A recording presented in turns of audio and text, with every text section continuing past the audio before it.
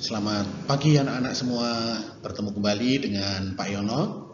Hanya kali ini bukan dalam hal pembelajaran, tapi Pak Yono kali ini akan mendongeng.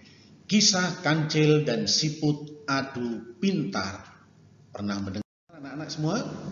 Baik, kalau pernah mendengar, boleh nanti kita coba samakan dengan dongengnya Pak Yono. Ya. Suatu hari di tengah hutan tepi sungai terdapat seekor binatang yang terkenal sangat licik. Di tengah hutan tersebut, ia selalu menyombongkan dirinya, yaitu bernama Kancil. Pada hari itu, Kancil sedang bersantai di bawah pohon sambil duduk menikmati angin sepoi-sepoi, sehingga Kancil menjadi mengantuk. Untuk menahan rasa kantuknya, maka Kancil berjalan-jalan di tengah hutan, menyusuri tepi sungai untuk menghilangkan rasa kantuknya.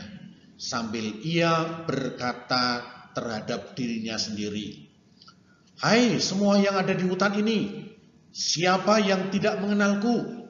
Si pintar, si cerdik, yang banyak akal. Setiap masalah pasti dapat kuselesaikan dengan mudah," kata si Kancil dengan sombongnya. Setelah berjalan cukup jauh, akhirnya sampai di tepi sungai. Kancil pun segera meminum untuk menghilangkan rasa hausnya. Kemudian, tanpa disadari, ternyata ia diperhatikan oleh seekor siput yang sedang duduk di balik batu yang cukup besar di pinggir kali. Karena mendengar ucapan Kancil, siput pun berkata, "Hai Kancil, asik sekali kau lihat berbicara sendiri. Ada apa? Apa kamu sedang bergembira?" tanya siput pada Kancil. Kancil pun mendengar suara siput, lalu ia menjawabnya, hai, ternyata kamu siput. Sudah lama kau memperhatikanku. Sedang apa kau di sana? Meratapi dirimu yang kecil dan lelet ya? Hahaha, jawab Kancil dengan sombongnya. Mendengar perkataan Kancil tersebut, siput pun merasa geram, merasa marah. Akhirnya siput menantang Kancil untuk beradu cepat dengan lomba lari. Mendengar perkataan tersebut, Kancil pun dengan sombongnya, "Hei siput, kamu mau menantang aku berlomba lari?" Boleh. Kapan? Besok ya? Akhirnya disepakati antara Kancil dan siput untuk berlomba lari di keesokan harinya. Di tempat yang lain, siput mengatur strateginya. Ia memanggil teman-temannya dan berkumpul untuk berdiskusi bagaimana caranya mengalahkan si Kancil yang sombong tersebut. Kemudian ditemukan ide. Teman-teman, bantu aku ya besok untuk lomba lari mengalahkan Kancil. Kita atur strategi. Semua siput yang ada di sungai ini dikumpulkan berbaris satu-satu dari garis start sampai garis finish, ada semua. Besok kalau Kancil memanggil nama siput, kalian yang berada beberapa langkah di depan Kancil menyaut, "Saya ada di sini." Akhirnya disepakati bahwa siput akan berlomba lari dengan Kancil keesokan harinya. Waktu tiba untuk berlomba.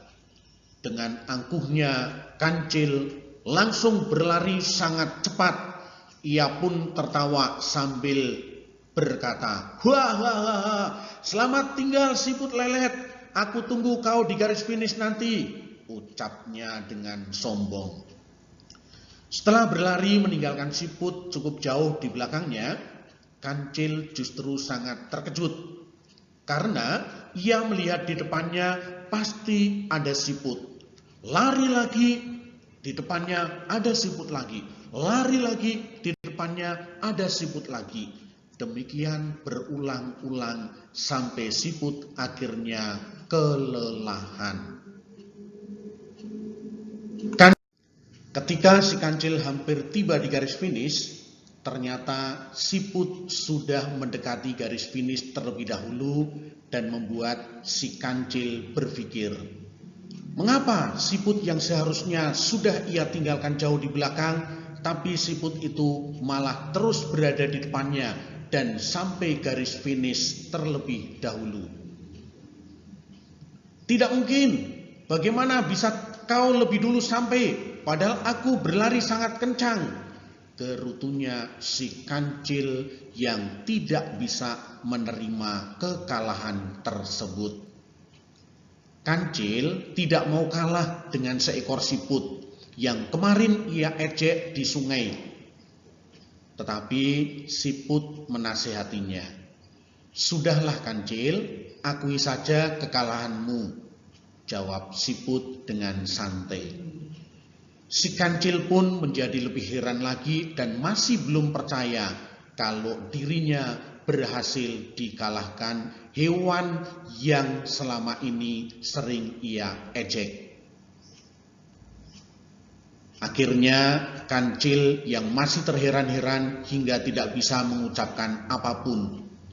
Lalu tiba-tiba siput berkata kepada kancil, "Sudahlah Kancil, tidak usah sedih.